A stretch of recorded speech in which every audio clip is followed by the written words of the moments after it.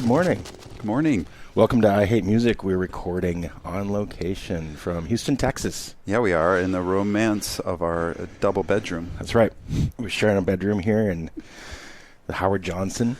2 beds, dude. Yes, 2 beds. 2 beds. But I'm sitting on mine. Nick's sitting on his. Yeah, amazing. Some trippy 80s artwork in here. And yeah. Houston, Texas, dude. Houston, we're here for Hell's Heroes Fest. Yeah. We've done day 1 already. It was amazing. Day 0, 2. Day 0, we saw a show, and then day 1, we had a full day of metal. Full day. Day 0 was at a small little club. We saw James Rivera. Yeah, he did some covers. The Metal Extravaganza. He did 3 Sabbath covers, Def Leppard. Yep. Early Def Leppard. Yeah, first record. Let's be clear. Yeah. Except he did right. Angel Witch, too, which was cool. Yep. 2 Angel Witch songs, right? Possibly. Yeah, Possibly. I can't remember.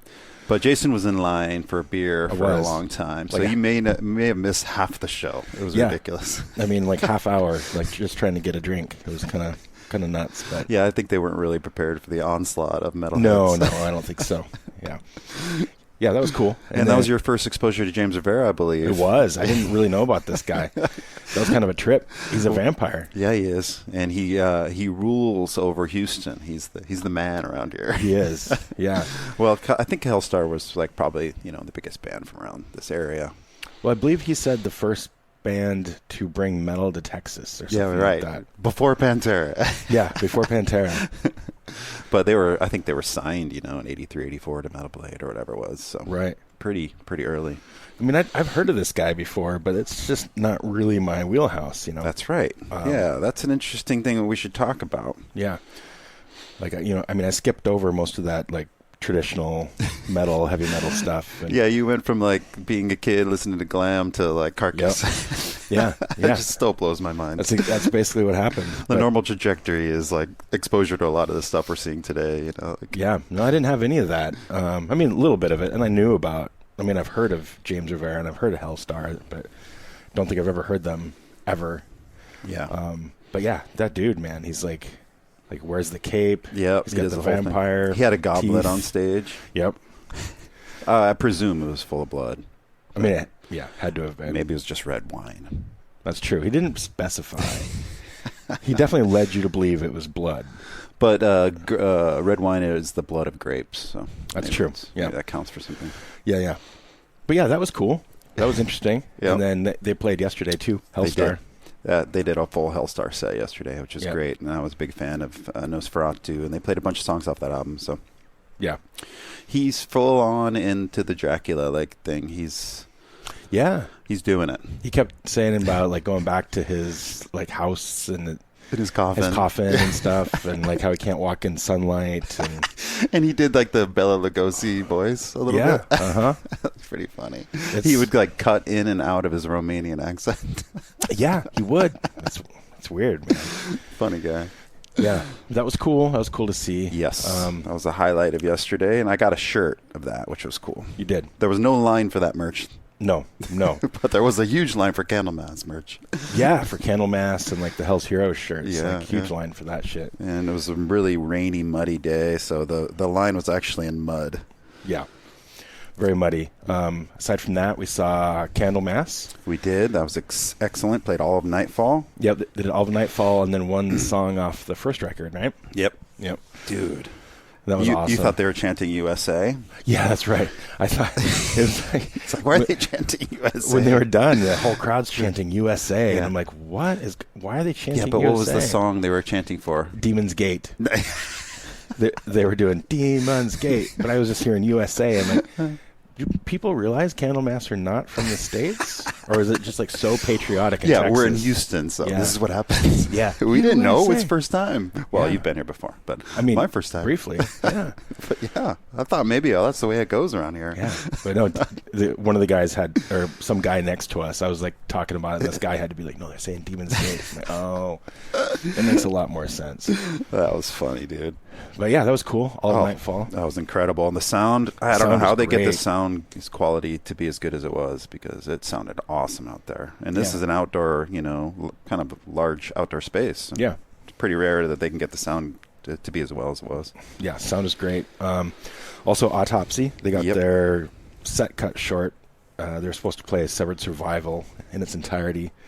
But there was weather outside, and they were afraid of lightning, so they cut their set short. Yeah, it was kind of weird. We were in, there's two stages. There's one outside and there's one inside. We were in the inside one watching the band before Autopsy. Yep. And then some lightning storm came through, and they kind of trapped us in the building. They did. Like, you cannot leave the building. Yeah, it was kind of weird. So there were tons of people just waiting to get outside to go see Autopsy, and then eventually they got the all clear. But I guess it's for our benefit. But they should let me, strike myself with lightning if I want. Yeah, but then you could sue them. I see. That's so stupid. Yeah. We're in America, after all. Right. Yeah. Very litigious. Yes. Yeah. Damn it. So that was kind of weird, but so unfortunately, Autopsy got cut short. But but that was cool. That was great. They played, I'd say, most of Severed Survival. Yeah, I think so. I'm not hugely familiar with it. It's a pretty short record. Yeah. But yeah, that was cool. What else did we see yesterday? I loved it afterwards. The after show was Morbid Tales, which was Celtic Frost cover band. Yeah. Dude, that was amazing. Goat Whore doing Celtic Frost covers, basically. That was incredible. Yeah, that was really great. That was it's in the indoor venue is really cool as well. It's got this nice balcony that's relatively close to the stage, so you get a good view of it from up there as well. And then Midnight played. That was good. Yeah. I was pretty drunk on Stella Artois by that point. I was trying to hydrate myself by drinking light beer. Yeah. I don't know if it worked, but I feel pretty hungover today, so it didn't work. But I think I fared better than drinking IPAs. So. Oh, man. Yeah. How are you feeling? I feel fine. I feel like I might be having more fallout from the different foods. Yeah, exactly. We had brisket sandwiches last night. We had some kind of crawdad pizza for lunch. German pretzels. Yep. My gut reacts to that type of stuff more than it used to. Me too. Because at home I eat like a lot of salads. Yeah, and I eat pretty clean at home as well. Yeah. So that's different for me for sure. But I did have a few IPAs as well. I don't feel hungover or anything. That's good. I just feel a little bit, I don't know, maybe dehydrated actually. Yeah. But we got to drink more water, dude. I mean, everything's expensive in the place. It was $14 for like a big ass Stella, 24 ounce. It's crazy, man. It's insane. And then the water was probably like $3 each, and there wasn't like a place to get free water somewhere. It's pretty messed up. They kind of do that. Yeah, and they've got you captive, Oh, and there's no re-entry as well. We accidentally left at one point. Well, accidentally because the people told us no, go around this way and you got to come back in. Yeah, and then they wouldn't let us back in. They wouldn't let us back in, so we had to sweet talk our way in. Yeah, eventually we got in. Yeah, Nick got in first, and then you ran into Tanner. So I ran into fucking Tanner Anderson. I had no idea he would be here. Hadn't seen him. Oh man, when was the last time I saw him? Probably Migration Fest. That was a long time ago. It was a long time ago. What was that? That 2016. Yeah. It's been like 8 years since I've seen him. I thought you'd seen him coming through or something. No. I mean, I really think that was the last time I've seen him. But it's crazy. I didn't know he was going to be here. He didn't know I was going to be here. So he was coming out. I was trying to get in. Yeah. So I got distracted by that. And then I ditched you there. Didn't mean to. Nick ditched me. And then they wouldn't let me in. And I just had to explain myself and really got out of my comfort zone. Normally I would just be sorry, Nick, I can't get in. They said no. But I went in and I got him a beer. Because I thought he was right behind me. I don't know why. I was kind of drunk, I guess. And then you're like, I'm inside. I'm like, well, what am I going to do? Just stand out here? And so then I just pleaded my case, and the guy finally was kind of snuck me in a little bit. Oh, that's awesome. These are funny festival things, Yeah. I've been surprised. I've been to some European ones as you have, and this feels like almost like a mini European festival. It does. It's not as crowded, but it definitely is. It's smaller, but it definitely has that feel, especially with the traditional metal stuff and all the vests and just this kind of feeling of people with the love of heavy metal in general. Totally. Because there is some variety in the music as well. Yeah. It's interesting for me because I'm just so this is not my scene at all. Like most of these bands I don't even know. But then it's got like the Autopsies and the Rotting Christs and shit that I'm familiar with. Yeah, exactly. So they kind of sprinkle those ones in. Yeah, yeah. But it's like it's a different crowd. It's like I'm seeing a lot of like Scorpions patches. Yeah. Judas Priest. Like you see that everywhere, of course. But like this is way more. Yep. Like heavy on that angle. Yep. Than the like Death in Black. Yep. Exactly. But yeah, we met the Spanish guy whose favorite band is Accept, and it's just like these are kind of funny things that we don't encounter too much. I kind of forget that it's still like a big movement, you know. Yeah. I'm so focused on like the Death in the Black that I forget that like people are like still freaking out about Accept. Yeah, right. Yeah, exactly.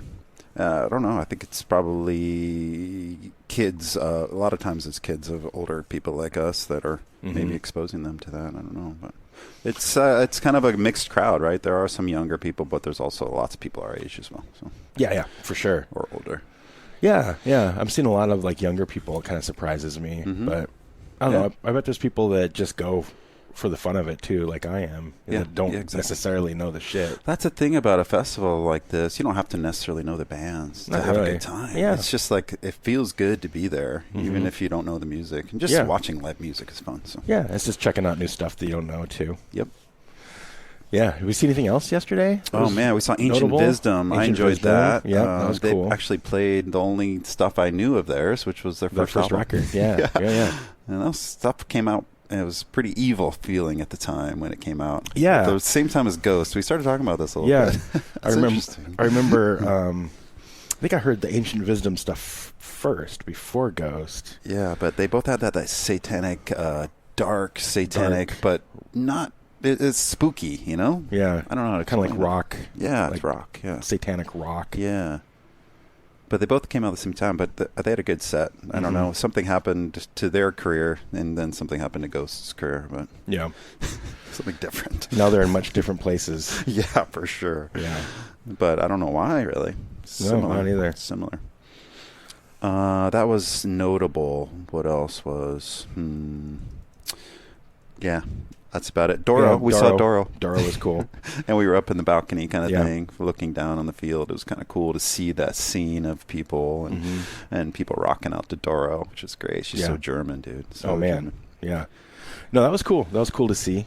The last time I saw her, I think, was at Wacken in 2001 or whatever, and there were like 30,000 people, and she was headlining. So it's kind of a different thing, you know? Yeah. They love her over there, dude. Oh, man. For sure. So seeing her at 5:30 in the afternoon is a little different. Yeah.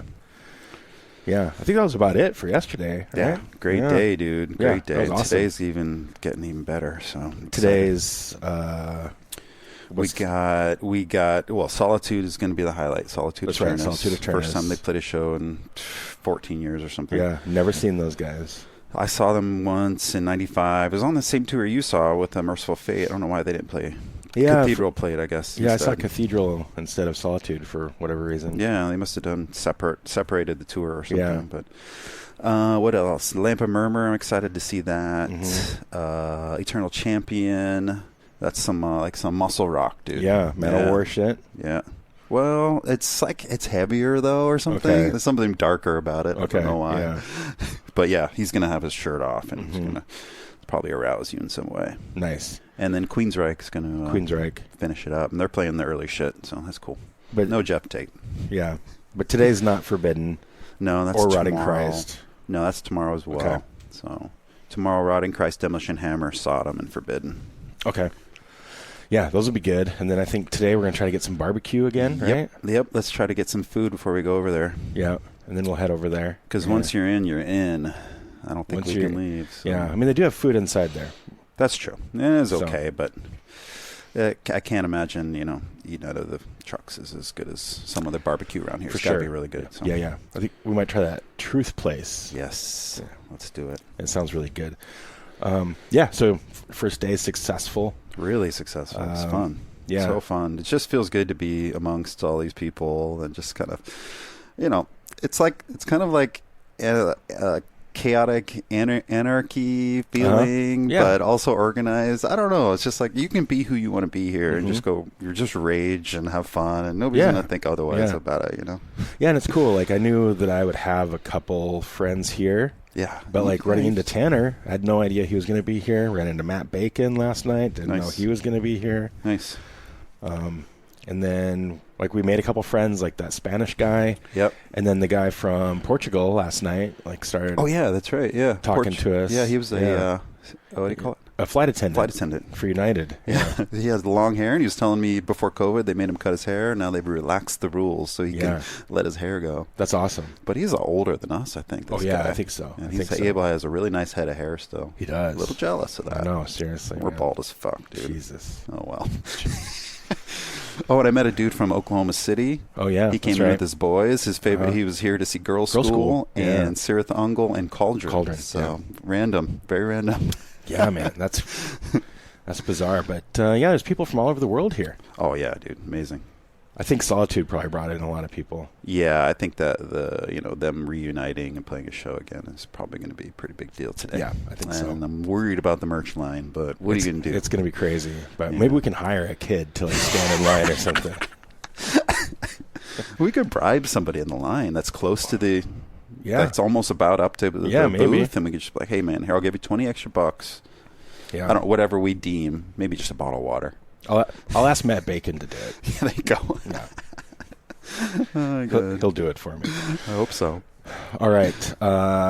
Shall we? Yep, let's do it. Let's do it. We'll be back tomorrow. We'll check in tomorrow. With an update. Yep. All right. Bye. Bye.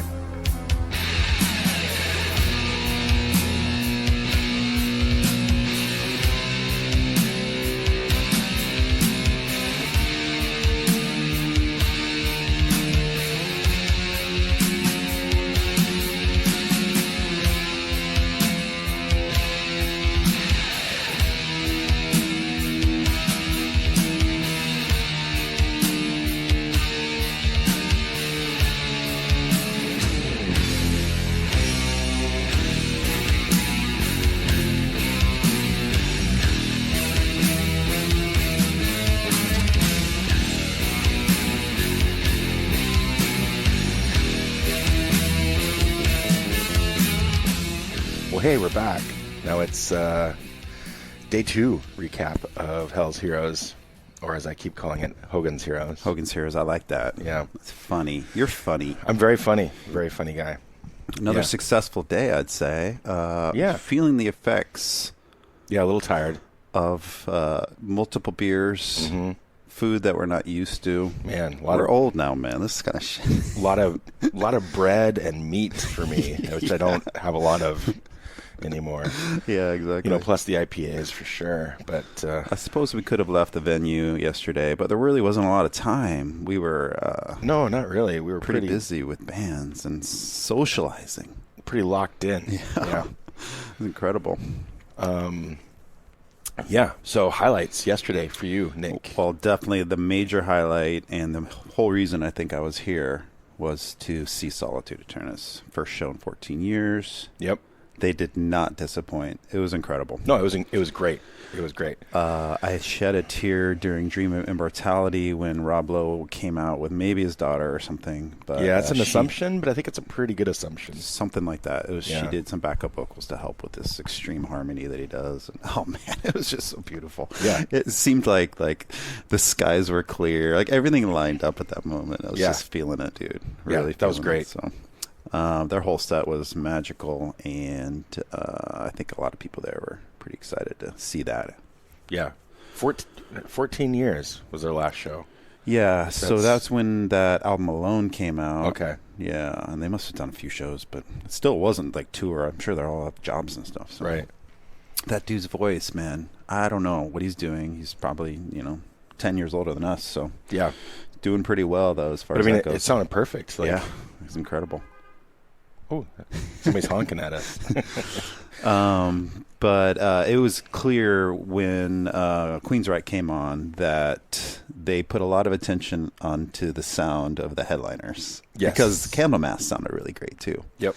Solitude lacked a little bit. I think maybe because they had 3 guitarists or something. I don't know. Well, I'd wondered about that, too. Yeah. I mean, 3 guitarists, it's 3 instruments trying to, fight for the same space. Yeah, and, exactly. That can get a bit much. I was surprised by that, too. I mean, I don't think on their albums they had 3 guitarists or anything, so I'm not sure what's going on. But, I'm sure Candlemass travels with a sound guy. I'm sure Queensryche does. That's not true. Positive that Solitude would. No, that's true. They're probably using the house guy or whatever. Yeah, exactly. I mean, it's still great, but yeah, like the sound quality for Candlemass and for Queensryche was incredible. Yeah, it's like... Especially for an outdoor venue, yeah, it sounded really great. I think that's hard. I think the times I've been to outdoor shows, I don't usually nail it, so I was pretty surprised about that. Yeah. Yeah, Solitude is great. Last night, it was closed out by Nunslaughter. Yep. The after party. That was cool. really great. Yeah. Seen them before, but it's been a long time. And Nun's Laughter, as you said, Aesop called them. Yeah, Nun's Laughter. I'll never see it differently now. Yeah. And yeah, it's just like super fun. And, it's a little bit silly. What did he say? Jesus Christ is a loser. He told a story about his mom taking him to church and he shit his pants or something. Yeah, he got too close to the altar and he shit his pants and he threw up or something. That was great. Yeah. But to our dear listeners, we pushed Jason right to his limits here. Oh, yeah. We saw Eternal Champion. Yeah. And that was right at the edge of how much Jason can handle. That was a bit much for me. Yeah, I mean, I'm glad I saw it. Yeah, so I know what it is. What it is now. Yeah, it's not really what I thought it was going to be. Honestly, I guess I was expecting it to be more Man-O-War-ish. Yeah, but it's more. But you're right. Like I said that earlier, and you're like, no, it's more like hard rocky. Yeah, exactly. Yeah. They're a little darker, I think, too. Maybe the vocals weren't really what I was expecting either. No, he's not like a soaring classic vocalist. Yeah. He's really into the ooh. I'd seen them at Dante's a couple years ago, and I didn't recall that really? being part of that show. He was maybe really into evolved or something. And the fans were doing it too, to each other. Yeah. It's like he does these accent punches or whatever. Right. Yeah. But well, how are you feeling, man? You okay? Oh yeah. I mean, it was like I said. I'm glad I saw it. It was cool to see. Definitely not my cup of tea. No, I think Jason, being like this black metal guy, he's a little out of his element here. And, very much. Maybe slightly embarrassed if some huge Agalock fans saw him there. Well, I figure if some huge Agalock fans there, they're probably seeing Eternal Champion too. Yeah, I mean, it was cool. Good. That's not my thing. Yeah, that's fine. Yeah. There was actually the sky was beautiful at that moment too. I'm going to say that again, but I think it was the sun was going down and the clouds were glowing. It was really cool. Mm-hmm. It just started to cool off right then a little bit. Yep. Got in some shade. The clouds were coming over. Yeah, it was a hot day yesterday. But weather was nice. We managed. I don't think either of us got burned. No, it wasn't too bad. I don't think really. Yeah. I think Queensryche pushed me more. That was. What they also played for an hour and a half. Eternal Champion was what, like 40 minutes. Yeah. I mean, but there again, like that's the whole reason I came to this is because, well, I didn't know Eternal Champion at all. I know Queensryche like barely. Yeah. I know it's something that's not for me, but it's cool to see it just 'cause, Yep. And I think, these fests, you run into people from all walks of life that we've encountered over the years, and it's kind of cool just being around the scene. Mm-hmm. I mean, music sometimes is second to that stuff, socializing and just like for sure having fun. No, you hung out with Tanner quite a bit yesterday. Yeah, I got to hang out with Tanner quite a bit. It was great. I hadn't seen him in like 6 years. Yeah. But yeah, it just shows you how much I don't know about Queensryche. Like they got on stage and I was like, wait, Nick, that's not Jeff Tate. It's been a while. And he was like, no, man, that's not Jeff Tate. Yeah, I don't follow them. I don't know the history or anything, really. What I do know is that I know people who really love Operation Mindcrime. Sure. Like that's supposed to be like the one, right? Is that they didn't play any of that. In the past, I think they've done that whole album, but this time they're doing like an old school set. So I mean, Operation's old too, but Warning is their first album, so they played the whole thing of that. And then cool. An EP or something too? Yeah, the first EP was like a 3 or 4 song kind of demo, and then that was released before Warning, and then Warning came out. So they played both those together. Yeah. In order, which is really nice. Yeah. No, that was cool to see. I'm glad again, like I'm glad I saw it. Like I got tickets for Maiden, I figured like why not? Did you? Did we not talk about this? I don't think I knew that, dude. That's awesome. Oh no, yeah, I got tickets. Awesome, yeah. High five. Yeah, high five to that. But it's the same deal. Like Maiden's not necessarily my thing, but like might as well go and check them out. Oh, the spectacle of Maiden is always a treat. Even if you're not a huge fan of the songs, you're going to see an awesome stage show. Yeah, so. I was thinking about it last night, and I'm like, when we were listening to or watching Queensryche, and I've never really like sat down and analyzed like why that stuff isn't my thing, but like death metal is. Yeah. It'd be interesting for me to like reflect on that, like why it would be. Did you come up with anything? Well, I mean, briefly, but I think I really like, from my like very brief like thinking about it yesterday, I like it when the guitars carry the song more than the vocals. Nice. I think for the most part. That's cool. So like I was listening to like the riffs for like Queensryche and for Eternal Champion. Yeah. And they definitely feel like the riffs are supporting the vocals. Agreed. I think I like it the other way around. I like it when the riffs are the main thing and the vocals are accentuating everything. That's right. else. It's almost like in death metal, the vocalist is another instrument. Like, right. Putting. Where like Queensryche is more, obviously they're heavy metal, but they have like pop song structures or traditional song structures. That's right. And I think that I just prefer it the other way around. That's awesome. I never really thought about it before. Yeah, that's cool. Good insight there. I like that. I also, from my perspective, to thinking about your type of music and what you like and stuff, maybe the intensity isn't there for you too. Well, I mean, that's it too. I mean, but there can be different types of intensity. Yeah, I mean, that's true. Like I almost called them Sopra Aeturnus, Solitude Aeturnus.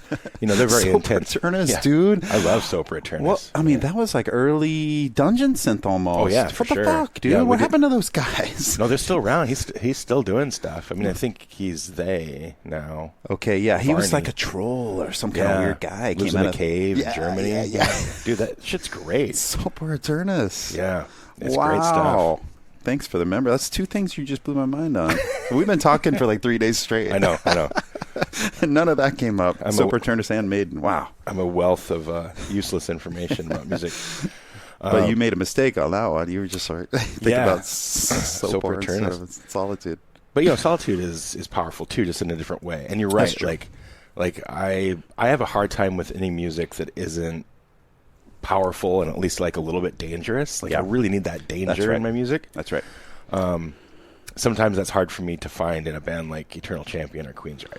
The Queensryche's popularity rose at the time of glam rock's popularity. So there's some crossover. I would say they're much more progressive than all that shit for sure. But, definitely, for sure. And that's probably why they've withstood the time. But plus with Jeff Tate's talent, who's not even in the band anymore. Yeah, I didn't know. I was like, that's not Jeff Tate.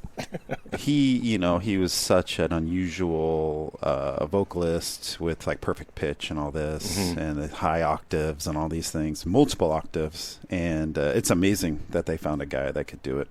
He was really good. Yeah. I mean, he nailed every note, dude. Do you think he was even alive when Operation Mindcrime came out? He's our age. He's like 46, 47. Oh, damn. He's got like a nice head of hair. Yeah. Good vocals. Well. He was in Crimson Glory. He's a drummer. Oh, he was a drummer for Crimson Glory? Yeah, he was a drummer for Crimson Glory in the early 90s. Damn, I had no idea. Somehow he like became a vocalist too. I don't know how that's happened, but yeah. Well, he's really good. Yeah, he is. It's amazing they found somebody who could do it. It's almost like the Journey kind of thing, Oh, for sure. Yeah, Filipino guy or whatever. But I enjoyed that set. It was great. Like we said already, the sound was crystal clear, so that was nice. Yeah.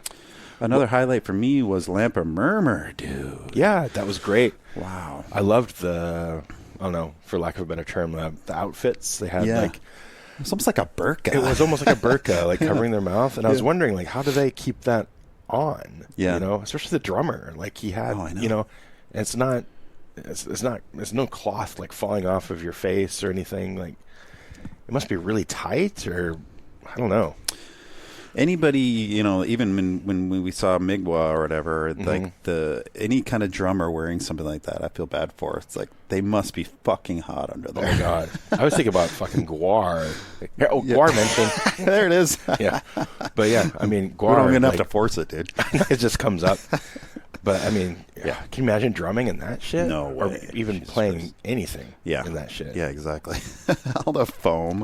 I mean, it must be so janky, too. It probably just falls apart. It's funny because from a distance, you're like, oh man, it looks really put together. Yeah. But then you see it up close and it's like, oh, it's like, it does. It looks like a mess. Yeah, it's like a bunch of styrofoam taped together. Yeah. Anyway, those guys are great. Not just the outfits, but the music. It was a lot less blast beat black metal than I thought it was. So there were some grooves there, and like stuff. mid-pace type stuff. I like that. Also, I liked Maleficent too. Yep, that was cool. Yeah, they were good. They were wearing outfits as well. That's true. They were. I think they had like capes on or something. Yeah. Oh yeah, they had capes. That's right. Yeah, the whole vampire thing. Maybe they're. Oh, speaking of that, we saw James Rivera again, yeah. And this time he had pallbearers bring him out in a coffin. Yeah, they had like 6 guys carry out a coffin, and then he like pops out of the coffin. Jason thought it was supposed to be probably a little more magical or spectacular, and it didn't really pull it off quite like that. I mean, from our point of view, it didn't seem like people were that blown away. He pops out and he's like waving to the crowd. He was blowing kisses to everybody. Blowing kisses, yeah. Oh, speaking of which, someone Steve DiGiorgio to you yesterday. Oh, twice. Robert Lowe did. It was. Yeah, that's what it was. I was singing along to the songs. He looked right at me, pointed at me. Twice. Oh, I only saw it once. Wow. No, it happened. I saw it twice. I was in ecstasy though, dude. So that's probably why I didn't see the second time. But probably. Man, I was just. And we started calling that Steve DiGiorgio. Yeah, because a few years ago. He blew a kiss at me that one time. That's pretty special. I mean, I blew a kiss at him first, and then he reciprocated. But during a death song. That's amazing. It was like The Philosopher or something. There's something like that, yeah. He's like blowing me a kiss. Yeah. You're so lucky, dude. Yeah. That was pretty cool. Oh, and I got to meet James Rivera, and it was much to Jason's push. He's like, dude, I'll get you a picture. I was like, okay, let's do it. Man, and so I went right up to him. He was trying to shake my hand. I was just like put my arm around him to get a picture. I didn't really want to chat with him or anything. Right, yeah. I got a couple good photos of you and the vampire out in the daytime. Yeah, no kidding. Surprised he didn't just melt away. Yeah. He made a joke at one point. It was like, he was talking about wood, like his new song gives him wood. You're right. Yeah, and we were just riffing on like how you kill vampires with a wooden stake, but maybe with him you put a toothpick through his dick hole or something like that's that. How you kill him. That only makes sense, right? What else was yesterday? There was let's see. Oh, Watchtower is interesting. Yeah. Very unlistenable almost because of all the time changes. A bit much for me. Yeah. I'm all about my tech metal, but there's something about Watchtower just doesn't really do it for me. They don't really have the songwriting, but interesting note, Jason McMaster formed Dangerous Toys after that, which was interesting. It's so weird. Yeah, isn't that such a change? I mean, didn't they have like one like at least top 40 hit back in the day? Scared song was actually pretty good. They were heavier than the glam bands that they were kind of associated with. Right. And the guy on the album for Hellacious Acres, I think was the album. Okay. Or the one that Scared was on, which I forget now. But anyway, one of the guitarists was wearing a Death shirt. And so that gave them a little bit more allowance into getting into them. Because that's cool. I didn't know about the connection until like a few years ago. And I'm like, wait, that can't be right. That's so crazy. Yeah. Well, they played both of their early albums from the 80s. And Watchtower did. And so techie. And you being a guitarist, you kind of read about the guitarist Ron Jabowski or something. Yeah. You read about him in all these guitar magazines and stuff. Yeah. Unfortunately, I feel like the songwriting is not the best, but it was interesting to see. Yeah, that was cool. We missed Night, unfortunately. It's my buddy Avinash. Yeah, you got to visit with him, though. Yep, got to talk with him. What else was happening yesterday? Yeah, that's about it. Omen, Morbid Saint. We didn't really... Saw a little more Morbid Saint. That was cool. Yeah, our Spanish friend that we met the first night, that was his highlight. Of the whole day, yeah. Of yesterday was Morbid Saint. Yeah. We kind of missed it a little bit, though. But we saw some. Yep. We went to a brewery yesterday called Gristworks, I think, right? Yep. Very good. That's pretty cool. Yeah, that was awesome. Yeah, we paced ourselves much better yesterday. Yeah. I feel not nearly as hungover as I did yesterday. Yeah, I'm not hungover. I still have little gut issues. This barbecue sandwich I had yesterday, it was delicious. Yeah, I was surprised at the food there as well. Yeah, you had a rice bowl, it was like good. an egg on top. With some dumplings. And yeah. It was served quickly. I was just really surprised. You know, in Portland, sometimes you order from a food cart. There's no crowd, and you still wait for half an hour. Oh, yeah. It's because they have to kill the cow and, Something, yeah. Yeah, like all that shit. But, yeah, it was good. And I had a pork banh mi at the brewery. That was good. Yeah. I had a turkey sandwich. Yeah, it was just fine. Yeah, it was good. Today we're going to hit, what's it called? We're going to hit another brewery, but our quest for barbecue failed miserably yesterday. Yeah, we lifted to 2 different places, and they were both just lines around the block. I can't believe it, dude. So I think our true barbecue is not going to happen here in Houston this trip. We did have true British Indian fusion. Kind of. We'll give that place a B-. I give it a B-. Yeah, that was pretty good. It was. I was happy because I got to sit down, have some chicken tikka masala, and the cask beer was the cask beer was good. Yep. We had a nitro yesterday, right? We had the. Oh yeah, that was actually good. That was good. Gristworks. Yeah. It was an Irish red. That was great. Yeah. But so far, my favorite place has been St. Arnold that we've gone to. Yeah. That was really good. They had the 5-minute pour on the Pilsner. They were marketing as it's like, okay, you're going to be waiting 5 minutes for this pour. It's like, well, if you haven't told me that, I probably wouldn't even noticed. No, there's no way I would have noticed. The pour on the nitro yesterday that we had was longer than that. It was like 10 minutes. Yeah, well, they should have marketed it as a 10-minute pour. I know, they could have sold it for more or something. But St. Arnold was cool. We had that fucking crawdad pizza. Yeah, exactly. And the pretzel. The pretzels were small, but they were good. They were decent, for sure. So we'll see what today brings. Well, it seems like the brewery we're going to is German-themed, so I think a pretzel might be in your future. Might be in the future. Mm-hmm. And so today is going to be highlights for me. Forbidden, Rotting Christ doing it. They're just billing it as an old school set. Yeah, we don't know, but they're going to be playing Triarchy and stuff, I hope. I'm hoping the old school set means Triarchy and before. Yes. I want to hear. I would assume so. I want to hear, I don't know how to pronounce this, but it's like Negathema Thy Gift, which is my favorite Rotting Christ song. It's awesome. Thy Mighty Contract. Awesome. Oh, if they played that, I'd be very happy. So and we got to hang out with Tanner, who is bringing this sound to the modern day with Majesties. Man, Majesties and Obsequiae too. Like they're both just fucking. That guy. Yeah, that guy is like he's just he's a talent. He's a deadly talent. He's a deadly talent, and he's filling in for Holder. He's playing guitar for Holder now. We talked about seeing them next Friday at Dante's. Yeah, we're going to see him next Friday. That'll be awesome. I want to take a minute and talk about Forbidden for a second. Please. So, even though it's been well documented, especially on this podcast, how I'm not like a traditional metal guy. Yeah. I typically don't like, like falsetto vocals, things like that. Yeah. Just not my bag. Yeah.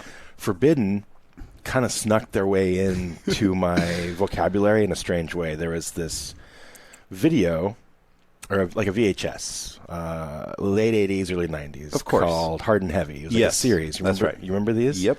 They had one, and it was something like the thrash metal edition or something. Right. That's right. It had Voivod on it. It had Coroner. Was Violence. Death on there as well? I don't remember Death being on there. Okay. I think it was more like thrash. Okay.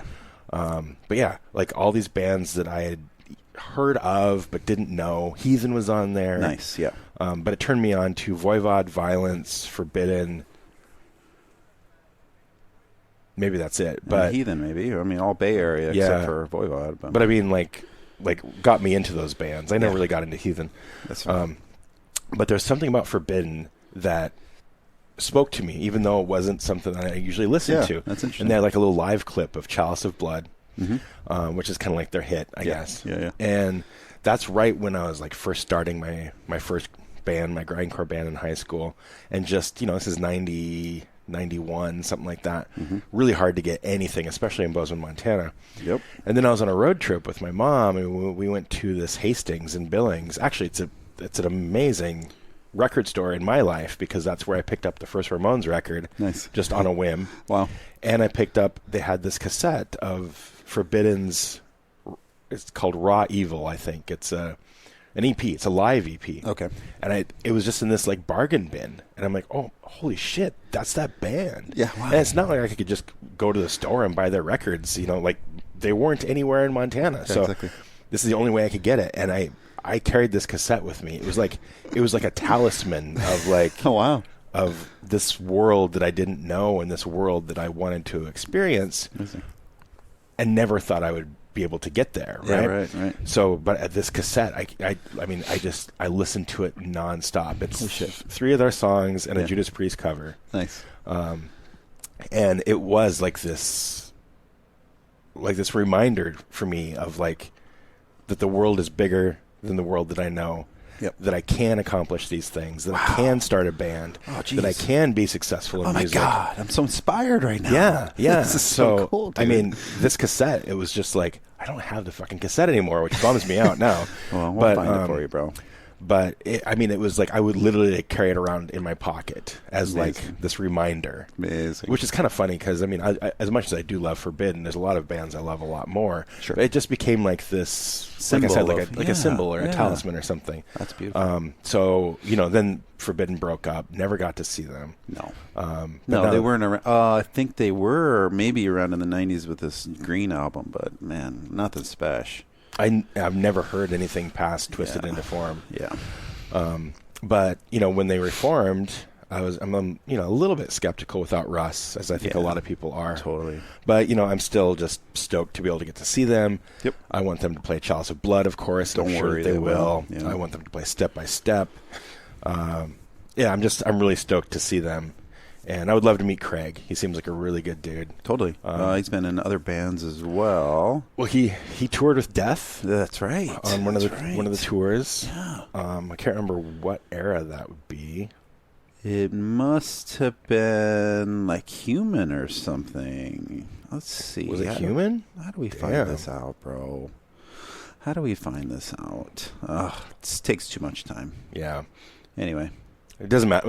Doesn't matter. He did a European tour with them, I believe. Damn. Maybe it wasn't that long ago, huh? I thought it was later than Human. Yeah. But maybe not, man. Where's our guy with the sound effects doing the clicking and the clacking? I know. Here, I'm gonna Google it real quick here. Okay, yeah, do it. I can't pronounce his last name either, and I feel bad about that. Maybe it's Locicero or something. Locicero. Yeah. Okay, Craig. Here we go, Craig. It says he was in Queensryche too. Really? Yeah, at some point. He's Damn. done other work. I know that. He was definitely getting into it yesterday with the Queensryche set. Oh, you saw him? Yeah. Oh, you pointed it out. Yeah, that's right. Yeah. Sorry. Okay, he's in Dress the Dead. Dress the Dead is with Kayla Dixon, who used to be in Witch Mountain. Oh, wow.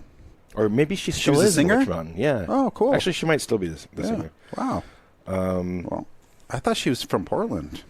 She is. Oh, well, how'd you have to Okay. this guy?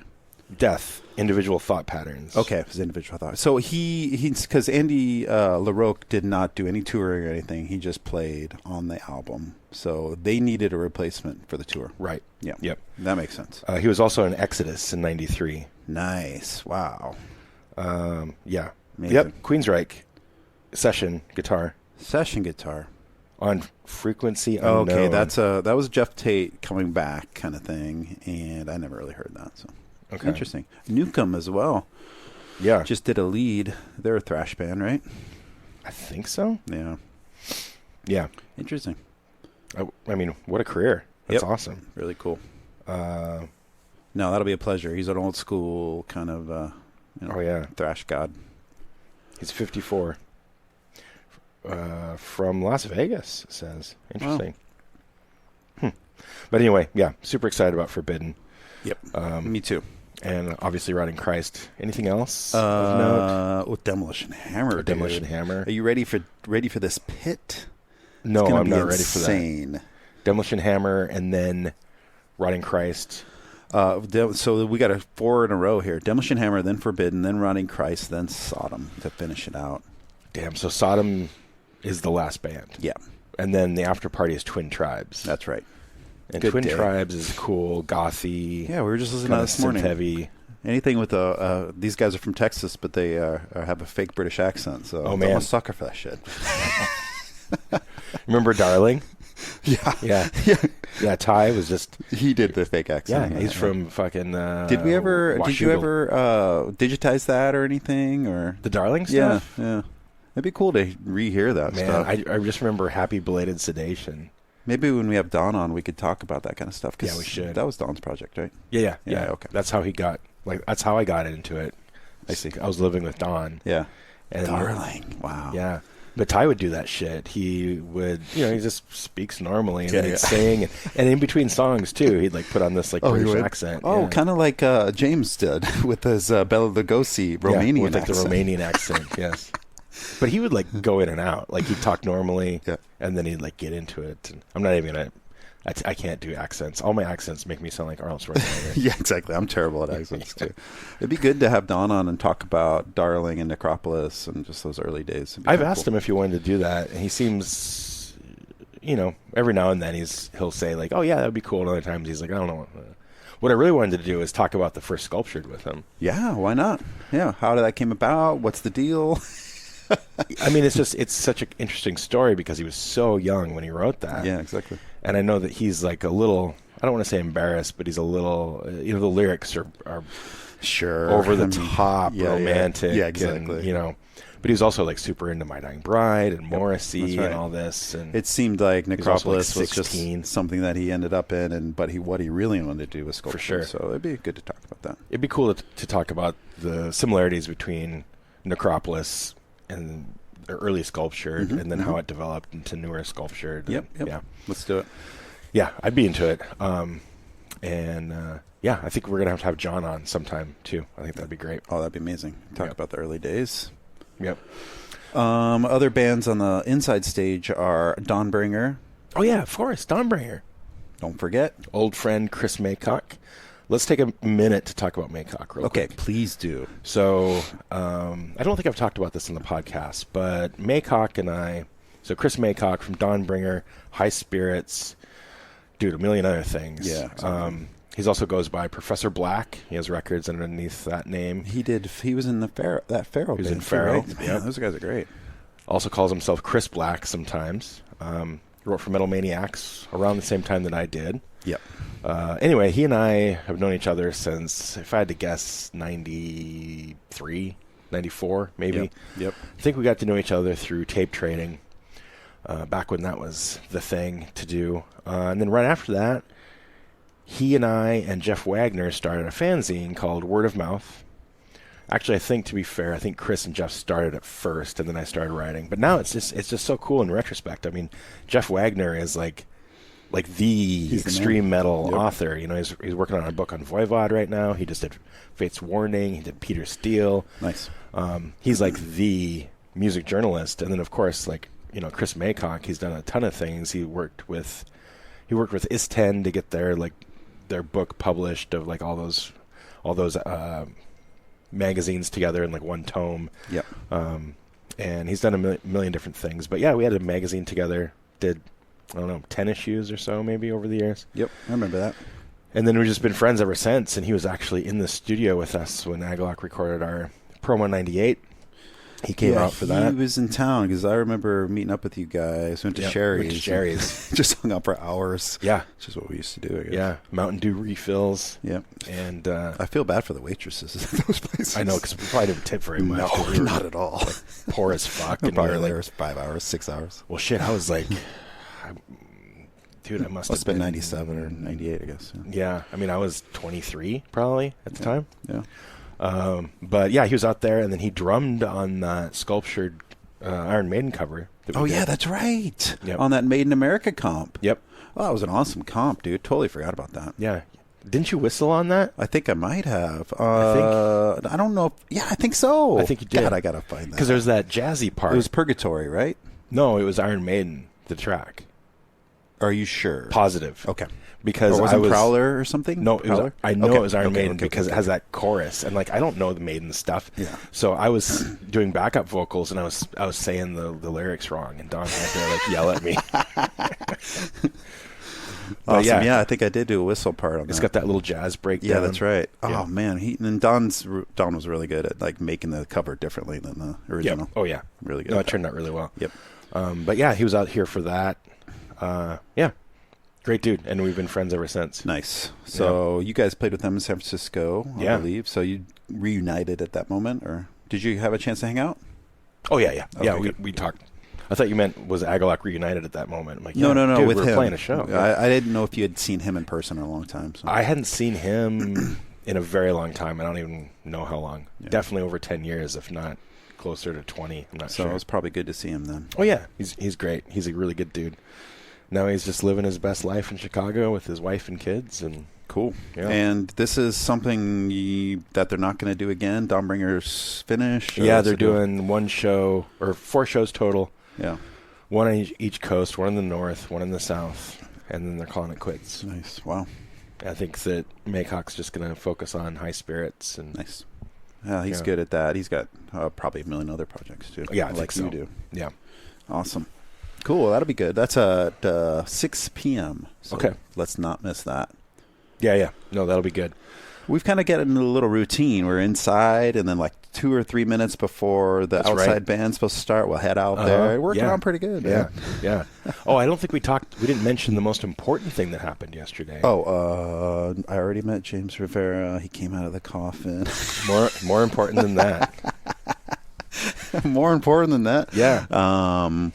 Oh, the tear in your pants? That's exactly it. Yes. Yeah. I got into the lift yesterday, and as I was sitting down, I just felt it, and my shorts just ripped all the way up the crotch, all the way up my back, basically. Well, let's be honest. They were already torn to fuck. They're already torn, but they were torn in a way that I was like, this is okay. It's still acceptable, right? But then I got in, and I could just feel it just tear up the back. I'm like, oh, shit. So then I'm like, well, I have to get a long sleeve shirt that I can tie around my waist to cover that shit up. He saw a Gorguts one that he really liked. No, Gorefest. Gorefest, sorry. Yeah, it was Gorefest. Sorry. Yeah. Gorefest. Yeah, and I was like, okay, here's one, but it was the wrong size, and so I started talking to the guy, and so then finally I was like, I just want an extra large long sleeve. Yeah. Like, show me what you have. So he started showing me what he has. And so I ended up getting a dissection one and a old man's child one. But you didn't mention that his son recognized you, too. That's true. His son recognized me, and so then... So you got a special deal. Yeah, well, I got a deal. I'm not sure how much of a deal I got, but I ended up not paying. Yeah. And now I'm supposed to bring him cash today if I can find an ATM. Yeah, he promised Jason to come back, so we have to find an ATM. Yeah. Otherwise, this guy's going to stalk you. And he's going to stalk me. Yeah, he's going to find you. Well, it's funny because afterwards he's like, usually people would say, like, I know where you live. But he's like, I will know where you're playing. That's true. I mean...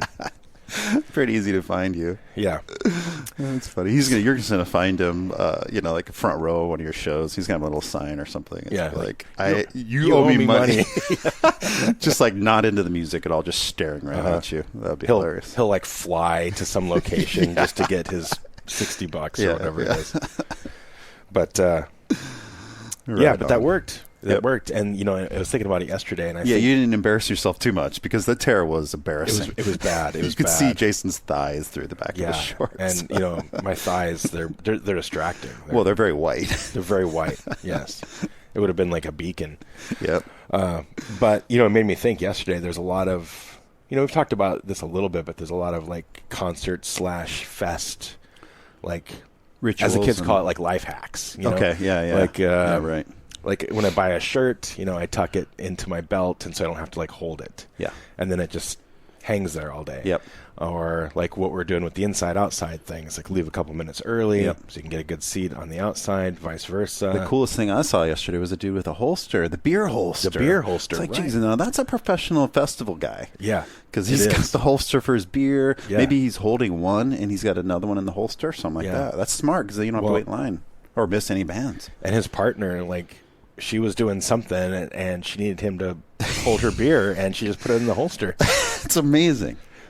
You know, if we were really into festivals, we're just fucking posers. That's true. Because if we were, we'd have all this gear. Yeah. And I was thinking of that helmet, the old school helmet with the beer cans on the sides and the hoses. The foam dome. Yeah.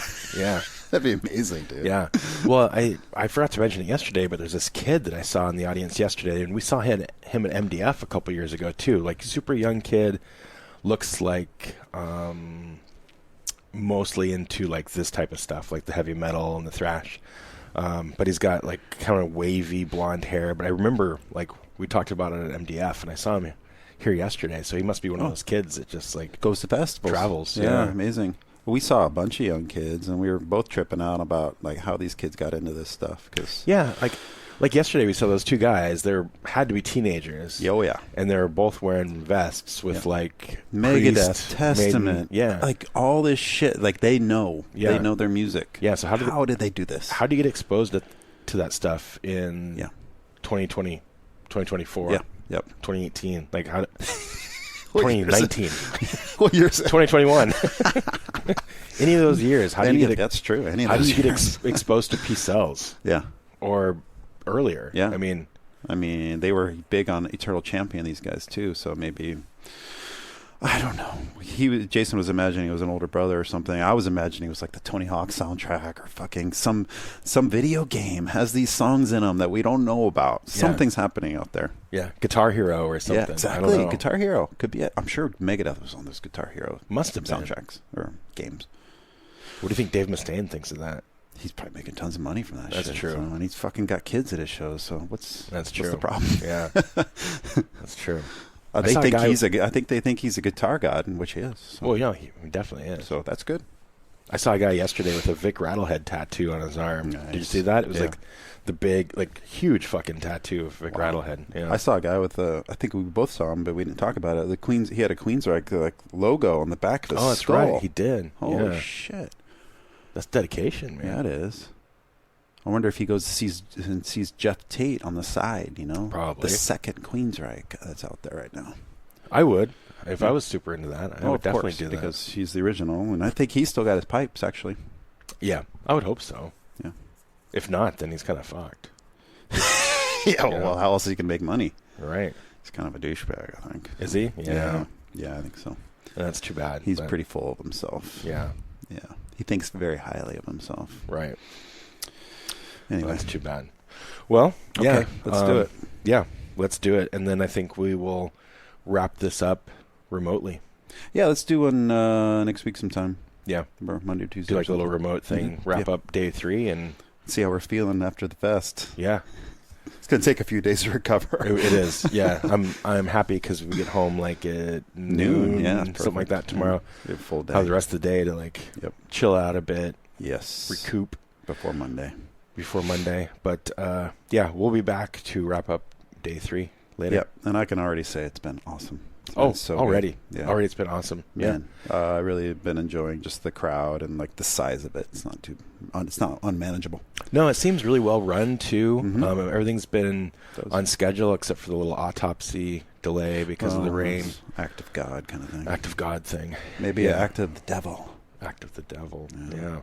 But overall, I'm stoked. Awesome. Yep. All right. Sounds cool. Good. See you then. See you later. Bye.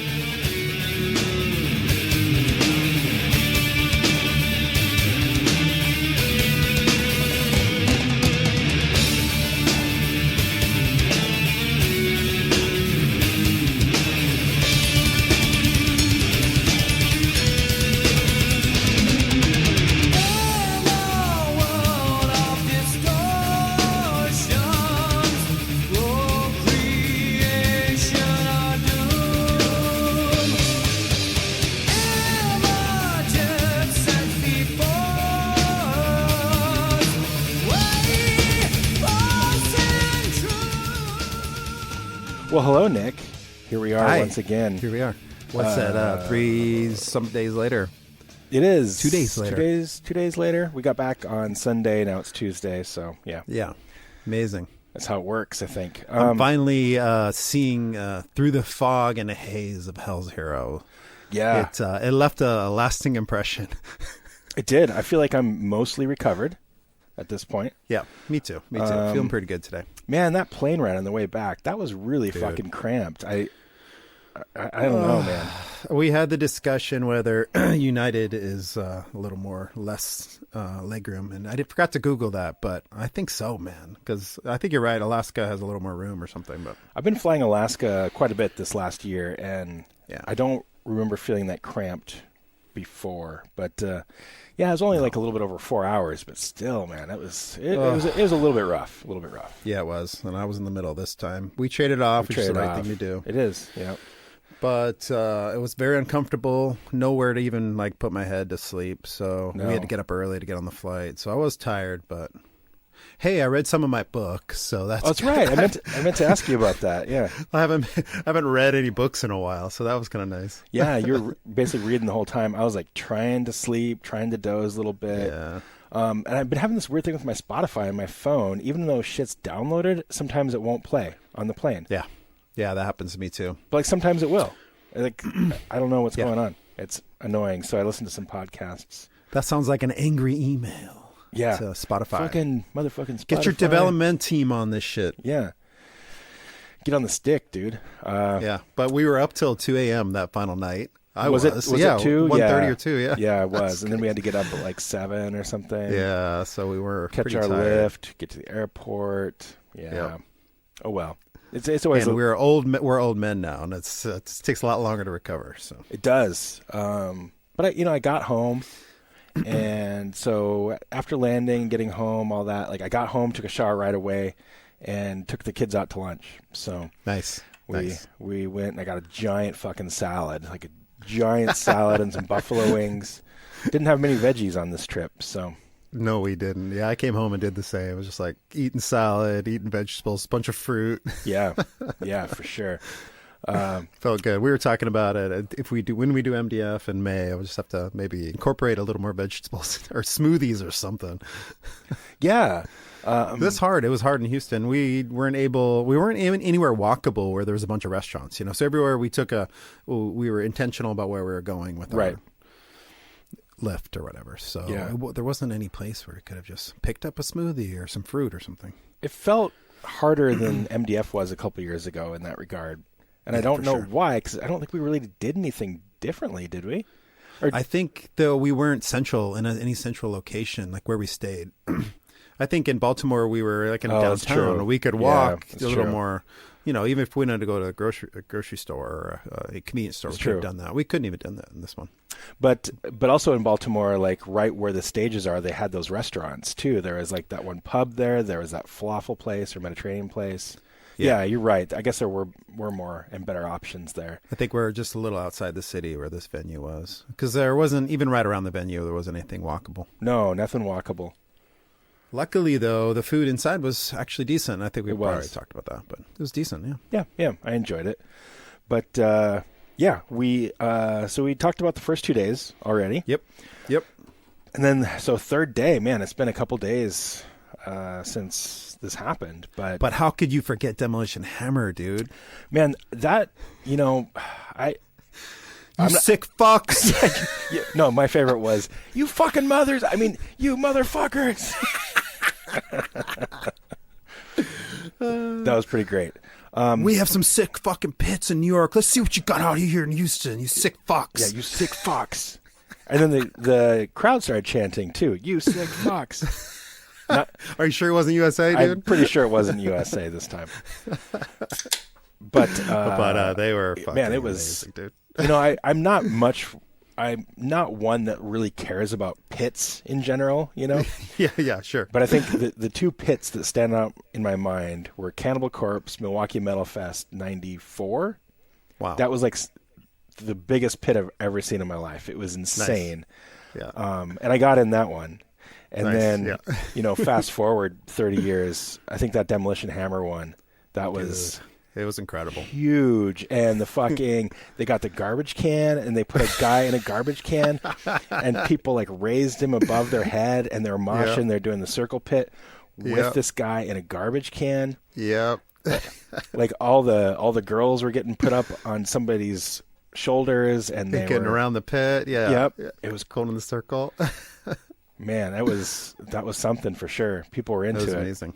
Dude, it was incredible. And I knew there would be, we saw them at MDF too. I don't even remember. I guess not. But yeah, the pit was great there too. Yeah. It was maybe it was a little more dangerous because it was in the concrete. That's true. Because it was in the middle of a parking lot. But yeah. This was on this kind of fake turf. And I was telling Jason, the turf people should be doing a commercial about this turf because it's held up really well in the pit. Indestructible. Yeah, it's great stuff. Yeah, it's really, really good. And it was comfy too. Like so much better than standing in a parking lot.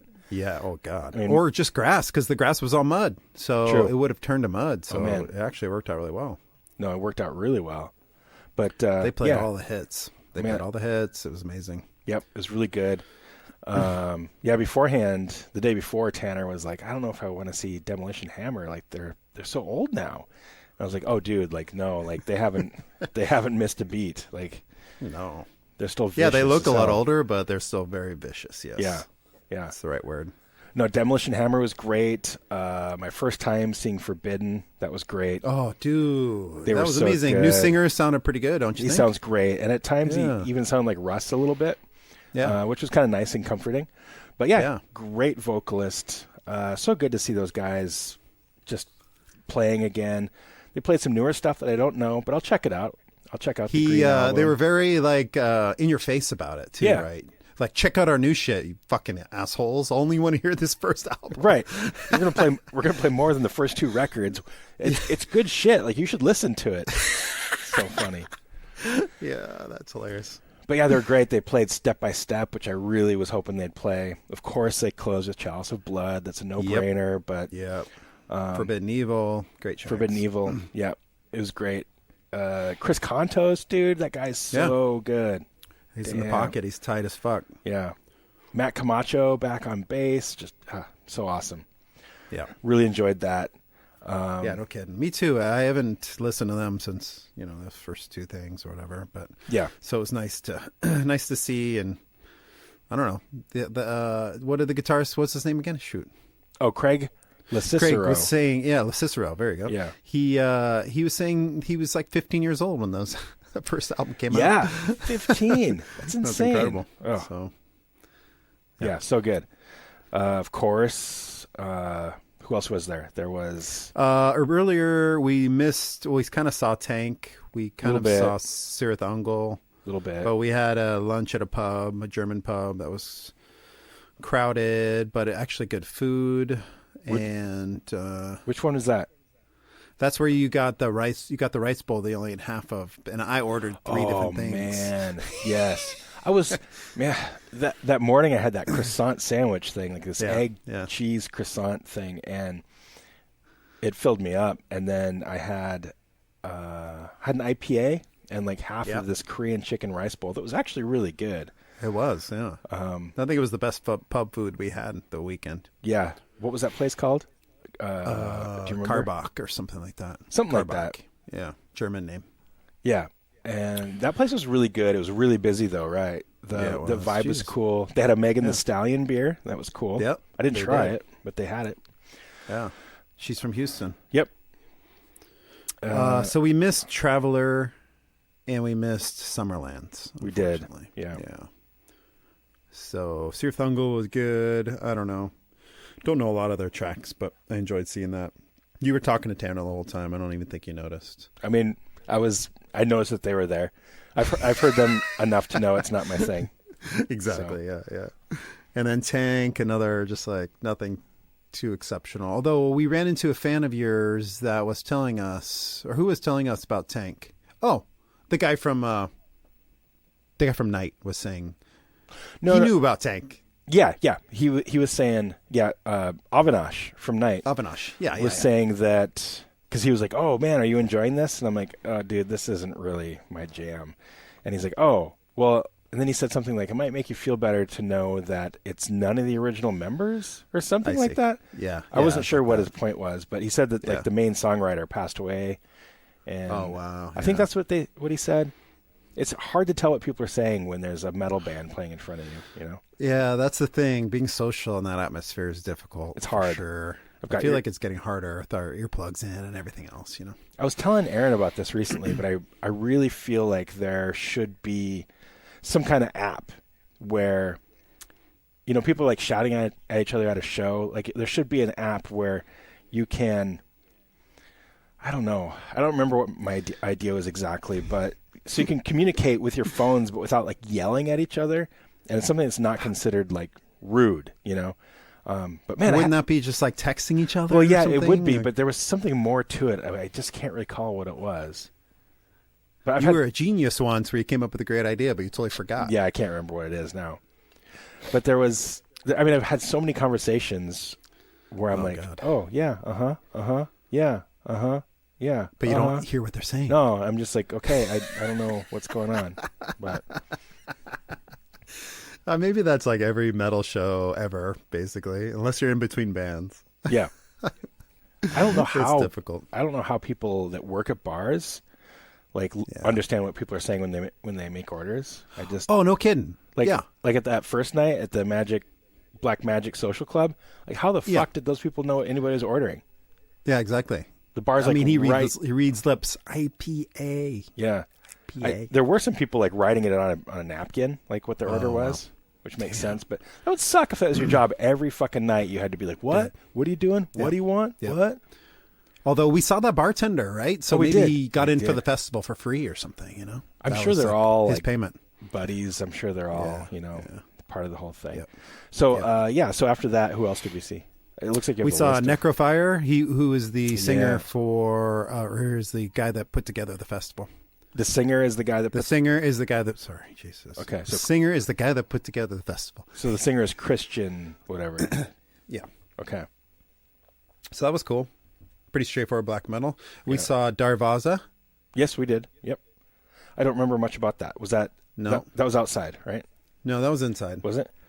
Yeah. Okay.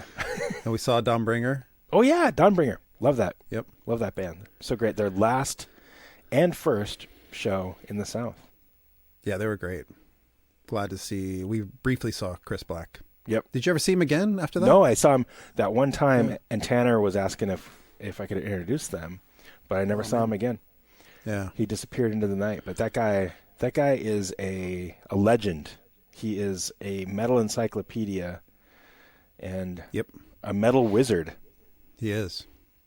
That was a great set, too. Super happy to see them.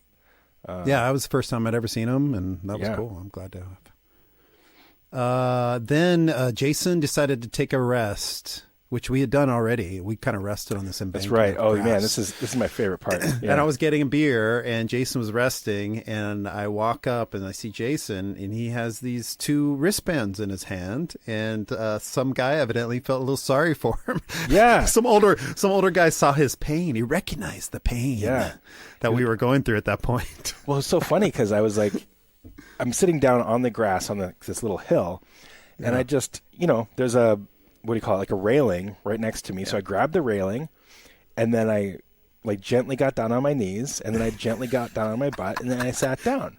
That's an old man move, dude. It is. And this guy walks by, and he's like, "Oh man, are you okay?" And I'm like, "Yeah, I'm okay." And he said, "Are you here with somebody?" And I totally thought he was accusing me of being wasted or something.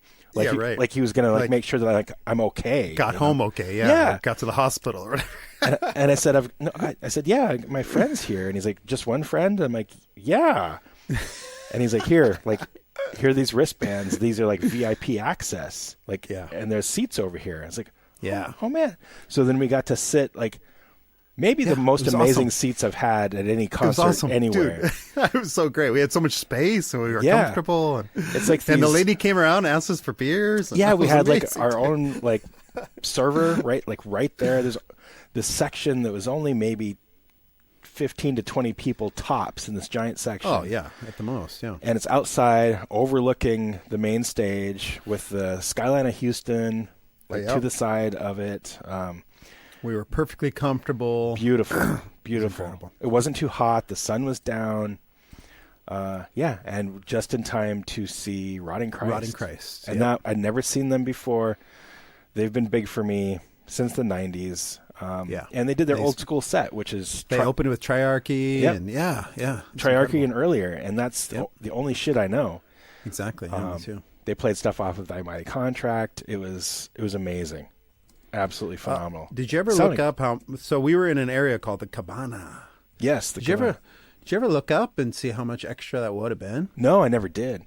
Yeah, but like, to do that right now. I don't know if I could do that while we're doing this. But I'm a little. I almost say concerned. I'm not concerned. I'm a little confused because I don't think the VIP tickets get you access to that cabana thing. I think that's just for like insiders. Okay, so here's what it says. Single day tickets are $121. 3-day pass is $258, which is what we paid, I think. Yep. VIP 3-day pass is $520. But that does not include the cabana, which is an add-on. Ticketmaster add-on is prepaid parking, VIP upgrade. What does that mean? A hilltop table for 4. What does that mean? I didn't even see that. And then the cabana up for up to 12 people. $1,000 extra all 3 days. Yeah. Does not include admission. Holy fucking shit, dude. So that guy must have gotten 12 wristbands, I guess, and paid $1,000 for that. Well, no, I think that guy worked there. Oh, I see. I mean, I could be wrong, but I think that guy was like supervising it or something. So, well, because Matt Bacon got in too. So how did he get in? Did he have a cabana? Well, he's an industry guy. I'm sure that he just gets, I guess, Yeah. So you're telling me that we got $2,000 worth of? Well, no, the $1,000 would be for 12 people. So for gotcha. 3 days, not $1,000 each. I don't think it says cabana for up to 12 is $1,000. Yeah, for all 3 days. So you could chip but does not include admission. So if you had 12 friends that went, that might be kind of worth it. It'd be totally worth it, dude. I mean, it made my experience because now all of a sudden I'm sitting down. We have our own private server coming over to us. Yeah. We would have been closer though, for Riding Christ. We would have been pretty close and seen it for sure better. For sure. We were our feet were pretty tired at that point. My dogs were barking for sure. My back was doing okay, but my feet were sore. Definitely. Yeah, so it worked out. It was perfect timing for our. It was amazing. Experience. It was amazing. Yeah. I loved that. And then got to hang out with Matt Bacon a bit more. He came by. Yep. Talked with him. And then we saw Sodom from there too. So we stayed there for like 3 hours. Yeah. It was much needed, man. It was great. Great way to end the fest, really. And we didn't really want to leave because Attic played, and I was kind of curious about them. They're the King Diamond kind of singer in that band, but we didn't even leave the area to go watch them. No, I was afraid to lose my spot. Yeah, exactly. Even though I couldn't, really nice. I couldn't lose my spot. No, there would have been plenty of room for you there, but it was awesome. Yeah, but shout out to that guy that gave us the wristbands, and then he checked on us later. He's like, "You guys get in okay? Like everything cool?" And I was like, "Yeah, man, thank you so much. Like that was an amazing surprise." I mean, for you listeners out there, Jason's kind of he's a social guy sometimes, and I just like it's just. Shit like this happens to him, It's like, what the hell, dude?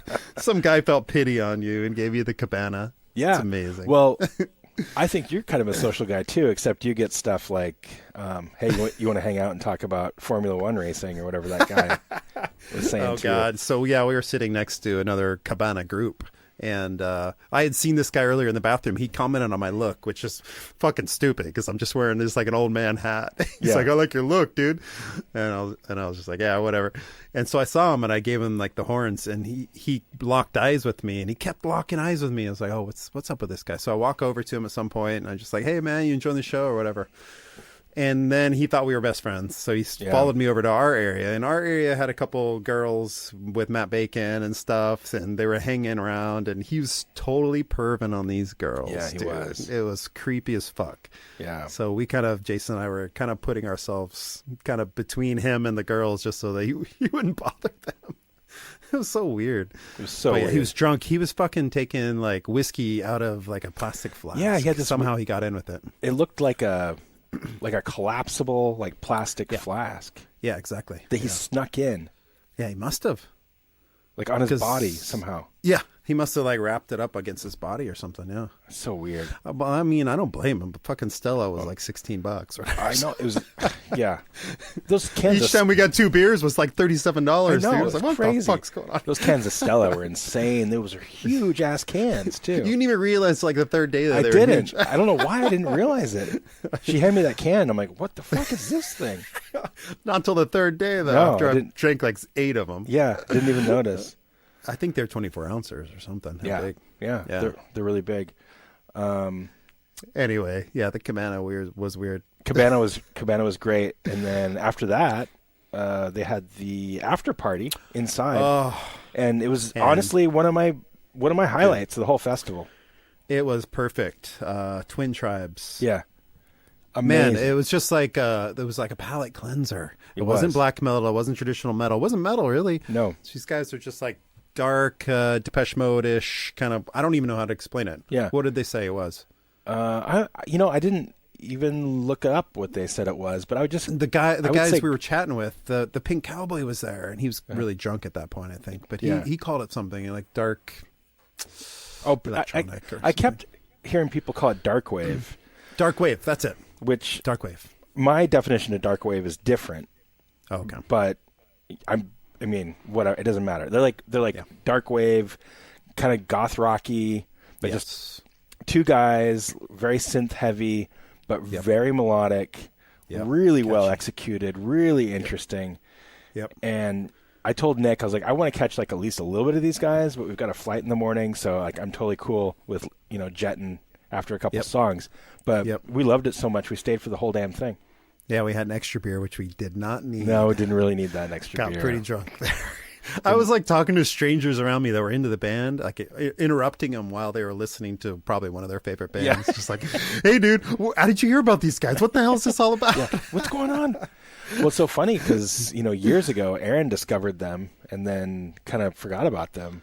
But then the next morning when we were flying back, she put them on like while she was cleaning the house or something like that, and was enjoying them. Yeah, they're really great. I've been listening to it since we've been back, and really up there with albums of the year so far. This brand new one they put out, which I forgot what it's called now, but I'll have to check that out. Yeah, it just came out a couple months ago. Oh wow, that's awesome. Yeah, so when they come to town too, they're not coming to Portland. I saw, but let's go if they do. Yeah. They were. I really, really enjoyed them. Were there any other things? Any other bands?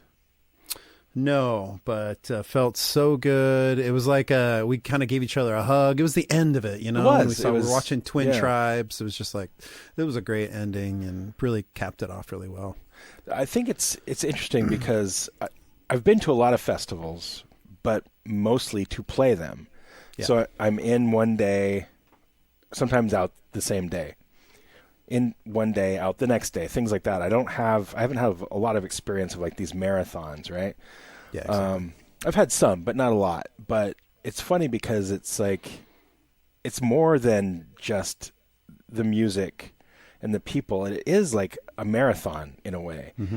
Mm-hmm. It's, ingesting all of these different bands and all this different music and the social interaction and the food and the heat and the, alcohol. Yeah, there were moments where I was like, okay, I'm not really having a great time right now. Like my feet are hurting, I'm hot, but you just got to push through it. You just push through, and then in another hour or so, like I'm having the time of my life. Yeah, exactly.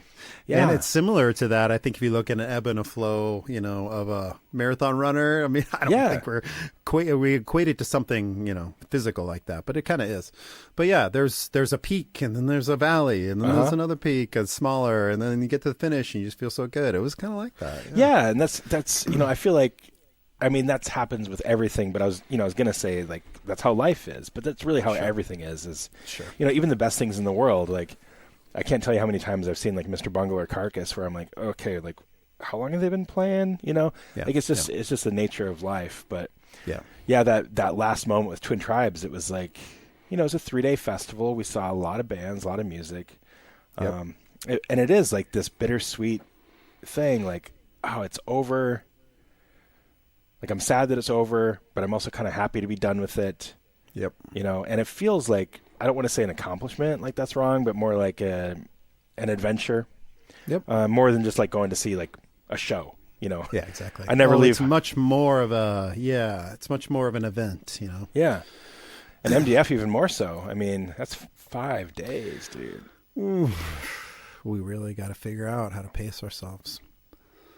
3 days, dude. It's been 2 days now since we've been home. I'm barely recovered. So how are we going to do this? I mean, we would be coming back like now, right? Yeah, exactly. Yeah.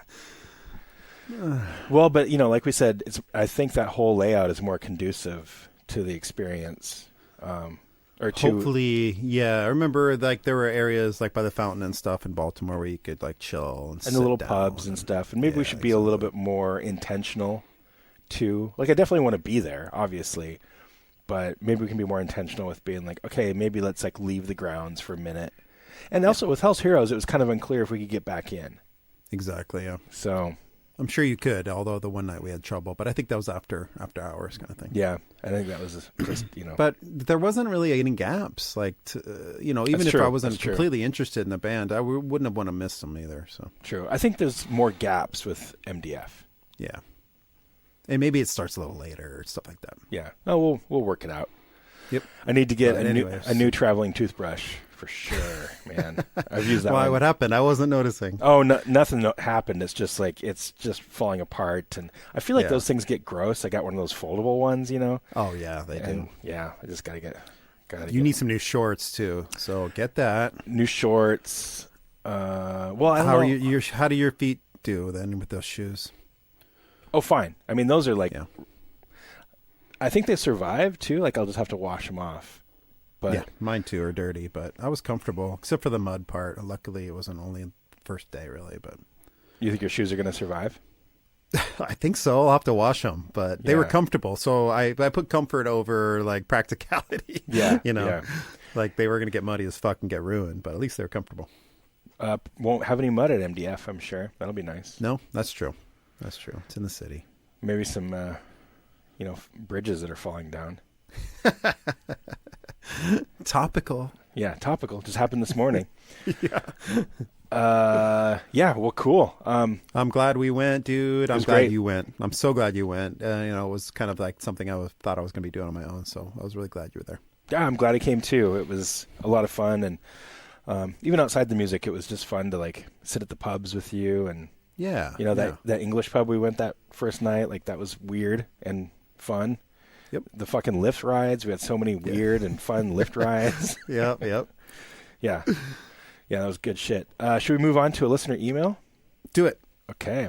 I didn't plan much extra stuff other than the Hell's Heroes stuff because there's a lot to talk about with Hell's Heroes. But yeah, there is. We do have one email I wanted to go over from our good friend Alex Cantwell from New Mexico. Nice. Hi, Alex. You might remember him. Yep, I do. Okay, so he wrote in a while back, and he says, Jason and Nick, thanks for the continued interesting podcasts. I'm still on the deep dive through previous episodes. One of the reasons I've enjoyed the podcast so much is that although I play in 2 bands and still have active friendships with people that I discovered bands alongside during our formative years, everyone is busy and there's very rarely any time to sit around and talk about music.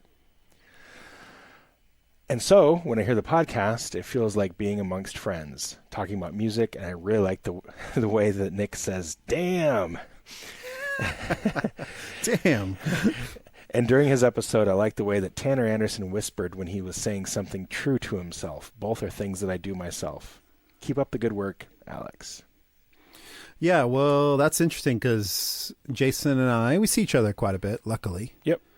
But this has also been an opportunity for us to just have an excuse to get together and talk about music. So yeah. I'm seeing him more than I usually do, which I'm really grateful for. So yeah, it's working out for us. Yeah, totally. I mean, I feel like I'm lucky enough that I do have a lot of friends where I can talk with music about and talk about music with, I guess is the right way to say that. But, I've also cultivated that intensely over 30 some years. Most of my friendships are old. They're old friends. Yeah, I would say almost entirely all of my friendships are based off of music in one way or another.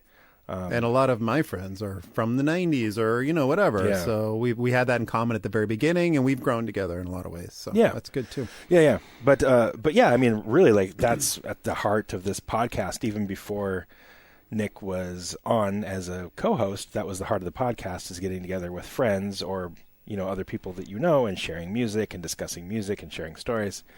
Yep. And that's one thing that I've tried to really do at this podcast that I think sets it apart from things like Radical Research or other music podcasts is it's not a deep dive into a certain thing, a certain band. It's more about stories, thoughts, feelings about other aspects of music rather than band X or record X or whatever. So well said. I appreciate you, Alex, yeah, for that. That was a good comment, and I do appreciate it, and I appreciate all your support. And we know more than anybody, like how busy life gets. Jesus. I thought you were just going to say we know more than anybody. Period. No, I'll never say that, dude. Fuck. Yeah, I know a lot about a lot of little things. nothing, too deeply. No, we definitely know how life gets, being busy. I mean, Nick and I are both very busy people with a lot of shit going on all the time. Hobbies and families and yep. Yeah, I guess I just kind of said this, but also this is an excuse. Well, you said it too. An excuse for Nick and I to connect on this level. And if it helps other people do that through us too, like that's amazing. And yeah, totally. And I love it. Like every now and then, like at that KO.dot show, that dude was like, "Oh, like your podcast got me into KO.dot." Like that's amazing. That's incredible. Yeah, I love that. And you should definitely get into KO.dot because they are amazing. But again, anyway, Alex, thank you for that. And he ordered a shirt. I also appreciate that. Nice. Thanks, Alex. Keeps the lights on, as they say. Yeah, this is our only gig, so man, if we don't make money off this, we're screwed. I know. Imagine that if you use your podcast for that, it'd be a difficult life, dude. Oh man, it's not possible. Dude, it would be, especially something like this. I mean, if it was on something a little bit more with a wider appeal, maybe it'd be easier. Yeah. But oh man, I mean, no. Just the amount of content you'd have to put out there and marketing you'd have to do and all these stupid things. And we'd really have to think about what we're covering. Is Alex Stupak is he a good guest to have on? Like, is he going to bring us in? Think about the politics behind it. And yeah, exactly. And is he going to bring us in enough listeners to retain these sponsorships? Is this mattress company going to Yeah, exactly. Pull their sponsorship if we have this episode brought to you by Mattress Firm. Yeah. The firmest and then you have this fucking speech you have to read. The firmest mattresses that are built from eco fuck that. I mean, I would do it. Send me some money, I'll do it, man. I need a new mattress too. I need a new bed, dude. My bed is too small. What do you know? You're not rocking a king? Hell no. Dude. Yeah, you gotta go king. I know. We're big guys. We need kings. I know. I don't know what I have because I'm really. These size things make no sense to me. King, queen, twin. I don't know. I think we have a queen bed. You must have a queen, yeah. And it's getting difficult. It used to be fine, but now we just feel like we're just always on top of each other and just yeah. And we're deep in relationships now. We don't need to snuggle as much and stuff like that. So yeah, you need your separate space. We do. We don't want to sleep in separate rooms, but we want to. No, but yeah, we want to be I feel like I'm just crunched in the bed all night long, and so it's So I need a mattress sponsorship. So what is it? Free one. Tufted Needle or that's the one I have. We have at the beach house. At the beach house. Yeah. You could order those, and they'll come in a fucking box, dude. It's the easiest thing in the world. Right. But you got to get rid of your old one. Well, and the frame, too. You need to get the new frame. That's true.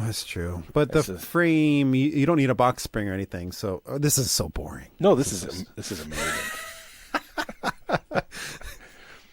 You could just put it on a platform, and it's cushy enough. You know what I mean? Oh, I got you. You don't need to have the box spring. Yeah. So you just put it on. Yeah, we're gonna have to upgrade. It's not working out. You need it for your back too. Your back was bothering you a little bit. It was the first 2 days. It was bothering. Well, the first day was bothering me a lot. Second day, a little bit less. Third day, almost no issues. So okay, good. I mean, aside from just standing for 12 hours or whatever we stood for. It's a lot on our bodies. Yeah, it is. Fuck, marry, kill. What would you fuck? What would you marry? What would you kill?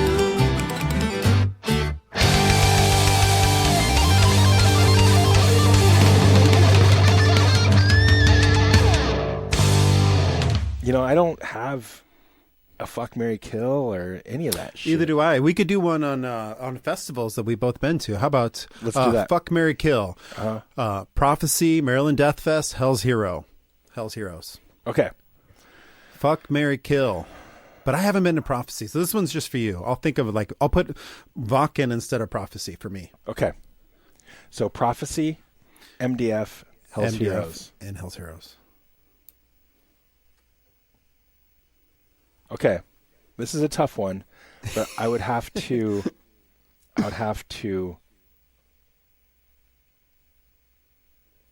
fuck Prophecy, marry MDF, and kill Hell's Heroes. Okay. Yep.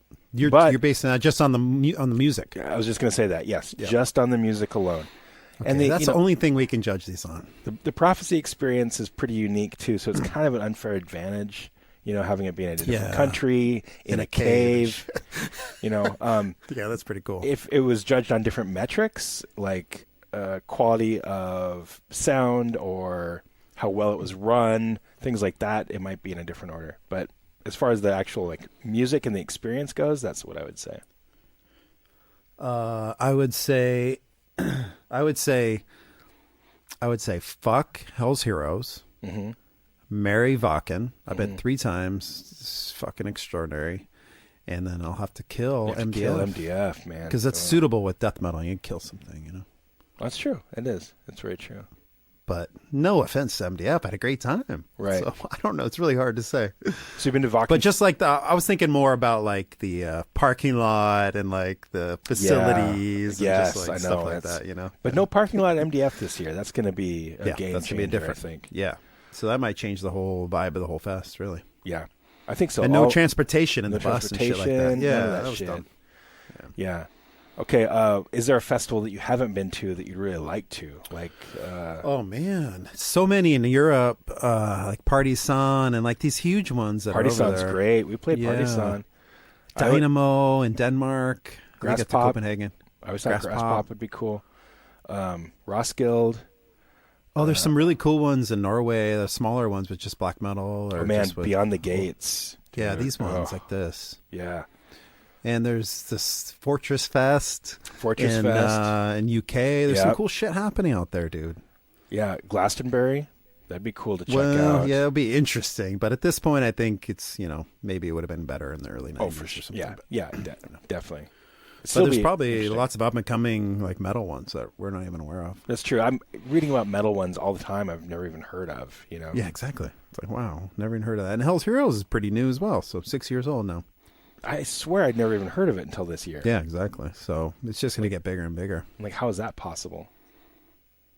And they had Queensryche this year. I mean, they had really big bands. So who played last year? Oh, yeah. Lay it on me. Looking up.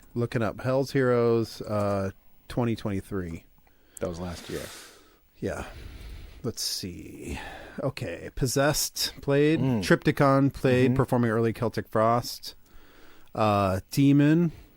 Don't know. Razor, I don't know. Liege Lord, I don't know. Those were big letters on the thing. So this fucking year took it to the next level, dude. Yeah, but Triptychon and Possessed, that's pretty awesome. Sure. That's pretty big. But a lot bigger is Queensryche. And Rotting Christ and, Sodom.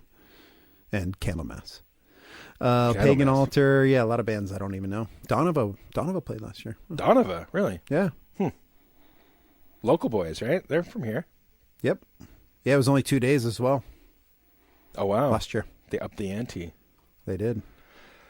How long is Go ahead. How long is too long for a festival? That's a great question. I'm nervous about 5 days. I feel like 3 was about perfect. Yeah, 5 is a lot. But we signed ourselves up for that because we're doing the early show and all that. Yeah, and the early show is just one show. Yeah, that's true. So is it really 4 days plus? It's just 4 days. Yeah, it's 4 days plus the pre-fest thing. Yeah. Thursday, Friday, Saturday, Sunday. We go home Monday. Yeah. Right. But we're doing Wednesday night as well. We got tickets for that. Yes. So Christian Mistress has played last year. You played with them, right? Back in a few years ago, 10 years ago. I don't. Maybe at the Scion Fest or something. No, I don't think we ever. Okay, sorry. I mean, they're from around here. Yeah. All right. Never mind. So, we might have. I don't know. We played with a lot of people back in the day. Yeah, you have. So technically for Hell's Heroes, it was 3 days, but we went to 4 because of the pre-fest thing. That's true. It would have been, I think we looked into it. We couldn't have gotten there before the band started with our flights and stuff. So that's why we did that. Yep. It was a direct flight, at least. It was. You're right about that. What's the optimum fest length for you? I don't know. Camping changes everything. That's true. Like Lunasa is usually 5 days, and that's a lot. But it's also been 3, which can also be a lot because you're camping. Did you stay there the whole time this last year? I think the year before, when it was in Olympia, you were there the whole time, right? Or this last time I was not there the whole time, but the 2 previous years I was there the whole time. Yeah, that's a lot. Yeah, 5 days.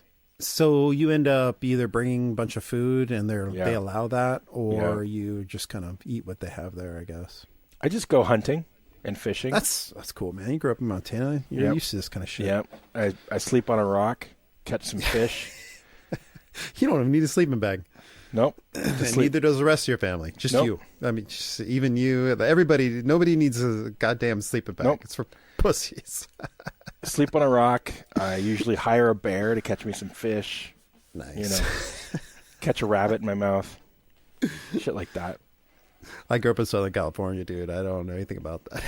I didn't even camp till I moved to Oregon. I was 18. Oh, damn. Yeah. Yeah. Never went camping, dude. I camped a couple times in like a big trailer with my friend Matt, but yeah, we never were out in a tent or anything. That's crazy, right? If you're in a trailer, it's not really camping. No, exactly. Anyway. Well, cool. I think that's all I have.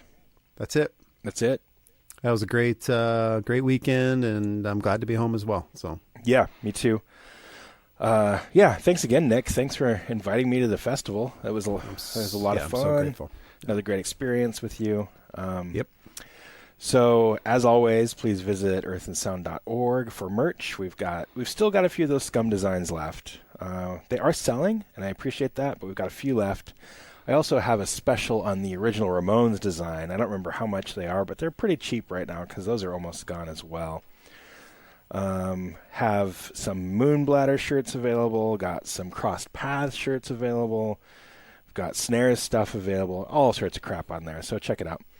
And as always, check out our link tree in the bio on Instagram for our Spotify playlist.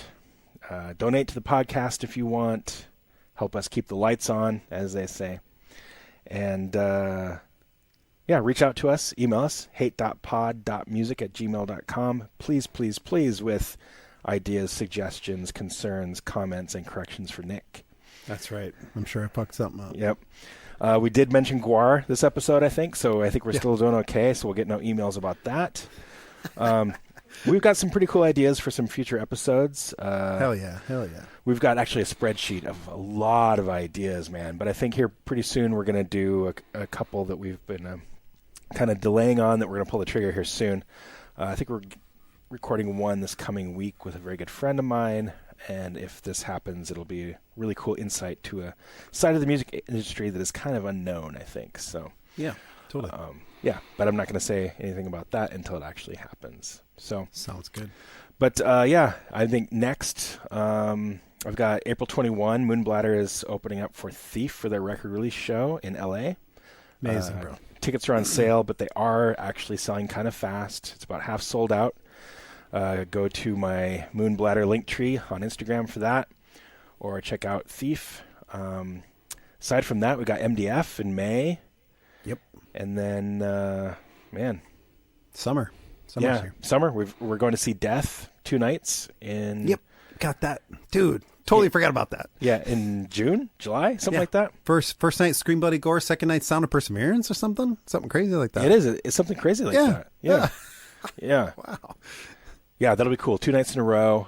Just got tickets to Primus too. I'm excited about that. Never seen them. Nice. Got tickets to somebody named Faye Webster. Have no idea who she is, but my daughter wants to go. So those are the concerts on my docket. Actually, this coming Friday, I'm going to see my buddy Tanner in Holder. Yep. And Saturday, Aaron and I might be going to see this Lee Scratch Perry tribute thing. Oh, cool. Yeah. Nice. Which could be Love cool. that dub stuff. Yeah, totally. Do you have any concerts on the horizon? Can't think of right now, and I don't want to look at my calendar, but always shows going on. You're going to Death, obviously. Yeah, but there's stuff happening before that. Yeah.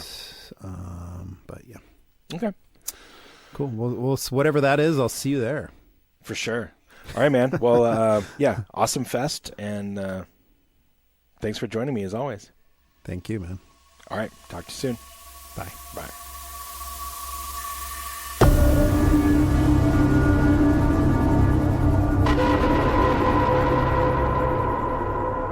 An Earth in Sound production.